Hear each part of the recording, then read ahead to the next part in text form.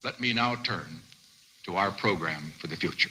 Economy right now, it's extremely supporting of the president and his policy. FBI scientists have found chemical traces consistent with a bomb or a missile on a piece of wreckage. Police using clubs and tear gas against demonstrators. So-and-so and a white fascist.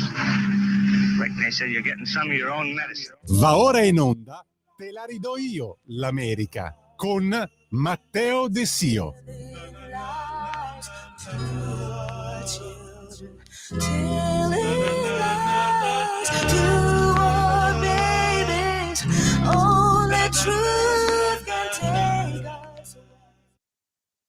Welcome everybody, buongiorno a tutte e a tutti. Sottoscritto che vi parla è Matteo De Sio e questa è Te la ridò io l'America, il nostro appuntamento settimanale dedicato agli Stati Uniti.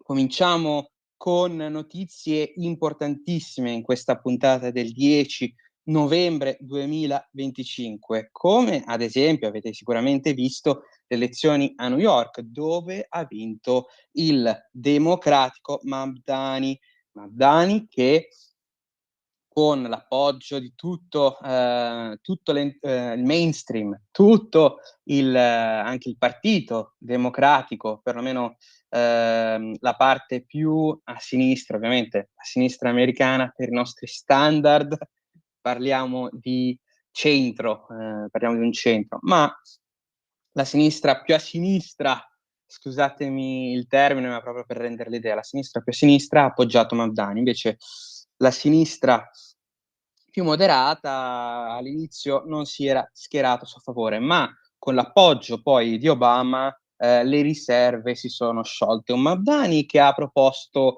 un programma elettorale molto molto estremista per quanto riguarda proprio i progetti. Sembra proprio che siano promesse campate in aria senza un vero e proprio piano. Perché?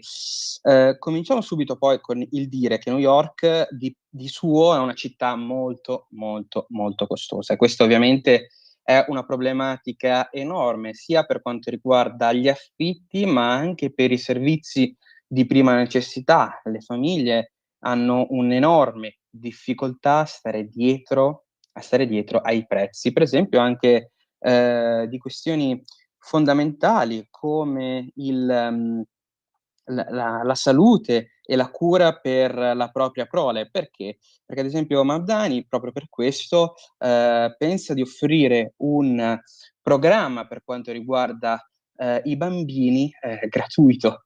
Questo ovviamente è la sua proposta esagerata, ma vedremo come e cosa succederà poi in futuro. Ma l'altra questione, gli altri punti del programma molto molto importanti, ovviamente si parla di una un trasporto pubblico gratuito e anche gli affitti che saranno controllati proprio dall'amministrazione di New York. Ovviamente parliamo in realtà di tanti programmi che sono poi in potere non del sindaco, ma in realtà del governatore del New Jersey. Però vedremo come avrà l'appoggio proprio dello stesso governatore, il Mamdani, il nuovo sindaco che ovviamente si è distanziato anche dalle posizioni che dovrebbe avere un politico americano vicino a Israele per mostrarsi diverso, ma anche per le proprie probabilmente origini musulmane. Parliamo di un Mamdani che ad esempio è intenzionato a un aumento per quanto riguarda la tassazione per i cittadini più ricchi. Questo ovviamente lasciando ovviamente perdere il fatto che a New York vi siano tante persone ricche, ma proprio perché mandano avanti l'economia. Parliamo però quindi di un sindaco che ha vinto sì, ma è stato fatto passare come un tripudio per Mabdani, quando in realtà il secondo candidato Cuomo ha preso il 41,6% e lo stesso Mabdani in realtà ha preso il 50,4%. Il terzo candidato, Curtis Silva, per il Partito Repubblicano ha preso un 7,1%. Parliamo quindi di un candidato repubblicano che è anche colpevole, tra virgolette, di non essersi ritirato, come invece si era auspicato il presidente Trump, proprio perché il presidente Trump aveva dichiarato che sarebbe servito solamente un candidato proprio per fronteggiare un Mabdani che aveva l'appoggio di tutto l'elettorato democratico newyorkese. New York ovviamente è cara al presidente Trump proprio per la propria Trump Tower, ma anche per i tanti business e la tanta vita vissuta proprio nella stessa grande mela. E rimanendo proprio per quanto riguarda il presidente Trump, per esempio, il direttore di BBC News e anche di UK News ha rassegnato le dimissioni proprio per come ha descritto gli eventi del famoso 6 gennaio, quando nel 2021 il Capitol Hill, il monumento della Repubblica della democrazia americana, è stato assaltato da alcuni facinorosi. Ha raccontato infatti il direttore di BBC News, ormai l'ex direttore, che Donald Trump non aveva chiamato per cercare di contrastare proprio i facinorosi con un richiamo a una protesta pacifica. Ovviamente dopo i danni fatti nel 2021, oramai le dimissioni sono tardive. Ma andando avanti con le notizie, che sono sempre tantissime, Dick Cheney, l'ex vicepresidente durante l'era Bush, il vicepresidente che ha spinto per un intervento militare in Iraq dopo l'11 settembre, dopo l'attacco terroristico importantissimo alle Torri Gemelle, e Dick Cheney importantissimo per la guerra del terrore attuata proprio dal Pentagono. Dick Cheney muore a 84 anni dopo aver cambiato per sempre la politica americana. Fatali per il vicepresidente, proprio problemi sia polmonari sia cardiaci, che hanno portato quindi purtroppo per il vicepresidente alla morte questo scorso martedì.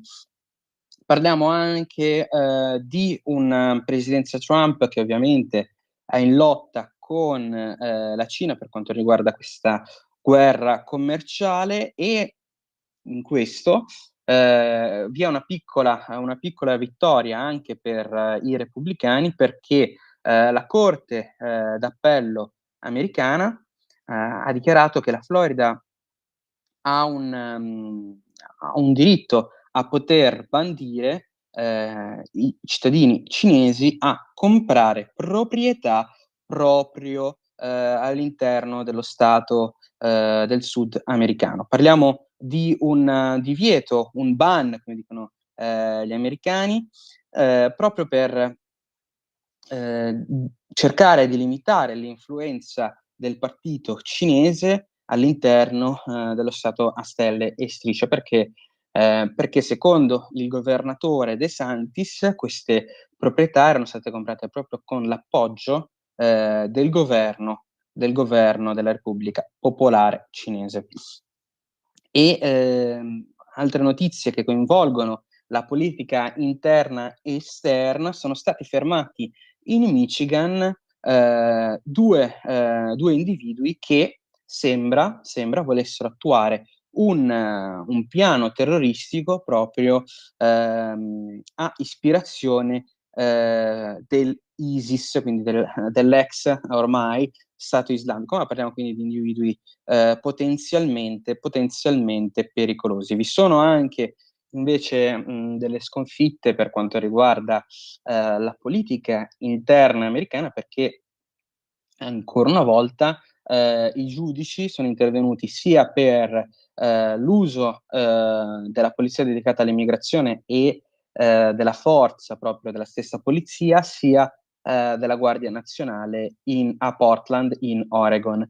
Parliamo di due corti che hanno in entrambi i casi, per la Guardia Nazionale e per la polizia dedicata all'immigrazione, limitato l'uso, addirittura attuato un divieto nel caso di Portland e la Guardia Nazionale. Quindi un reparto giudiziario che continua a mettere i bastoni fra le ruote alla presidenza Trump.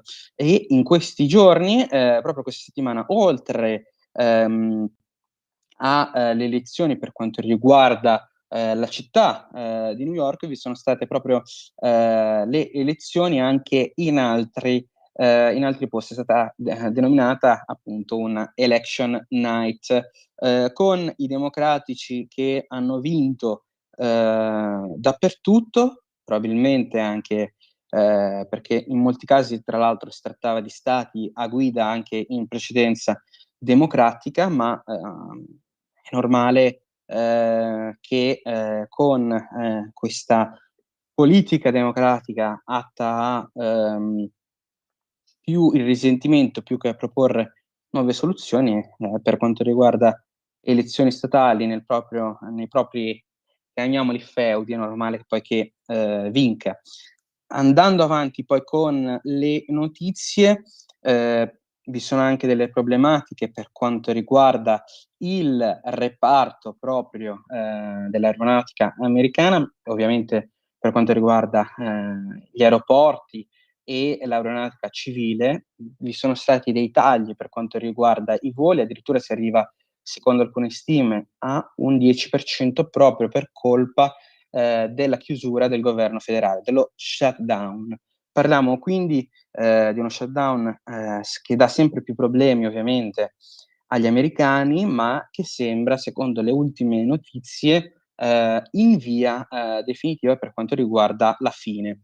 Parliamo anche dello shutdown in questo momento più lungo della storia. Un'ultima notizia in chiusura: tante persone in una base militare, purtroppo, sono state attaccate da una strana polvere bianca che proveniva da un pacco aperto. Potrebbe essere antrace, potrebbe essere un'altra sostanza pericolosa. Per fortuna la base è stata evacuata e per ora non vi sono problematiche per quanto riguarda problematiche gravi, ovviamente.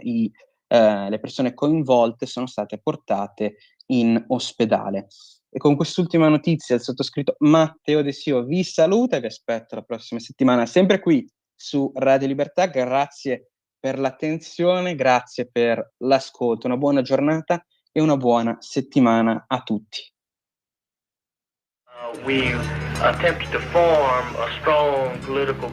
Avete ascoltato Te la ridò io, l'America.